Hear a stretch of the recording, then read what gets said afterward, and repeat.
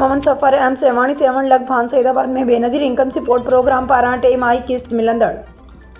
Centre भान Saidabad deputy director गुलाम Mustafa staff घटि हुअण जो सबब ॼाणाईंदे भान सईदाबाद सेंटर बंदि कराए छॾियो। Bhan Saeedabad Benazir income support programme पारां मुस्तहिक़ीन औरतुनि जी किस्त मिलण वारो सेंटर बंदि करण जे ख़िलाफ़ मुस्तहिक़ीन औरतुनि रोडनि ते निकिरी आहियूं। मुस्तहिक़ीन औरतुनि Bhan Saeedabad bypass Indus highway road बंदि करे एहतजाजी मुज़ाहिरो करे धरणो हंयो, जिते रोड जे ॿिन्हिनि तरफ़नि खां लाड़काने हैदराबाद ईंदड़ वेंदड़ सवें गाॾियूं बीहजी वयूं। उन मौक़े ते मुस्तहिक़ीन औरतुनि इंडस हाईवे रोड बंदि करे मीडिया सां ॻाल्हाईंदे चयो त असांखे बेनज़ीर इनकम सपोर्ट प्रोग्राम जी किस्त भान सईदाबाद सेंटर ते आसानी सां मिलंदी हुई। हाणे अॼु चौथो ॾींहुं आहे त भान सेंटर बंदि करे छॾियो अथनि। हाणे असांखे चवनि था त सेवण मां पैसा वठो। हिननि चयो त असां वज़ीर आला सिंध सैयद मुराद अली शाह डायरेक्टर जनरल सिंध खे अपील था कयूं त असांजो भान सईदाबाद कैंप सेंटर खोले असांखे सहूलियत सां किस्त जा पैसा ॾिना वञनि ऐं असांखे भान सईदाबाद में सहूलियतूं ॾिनियूं वञनि।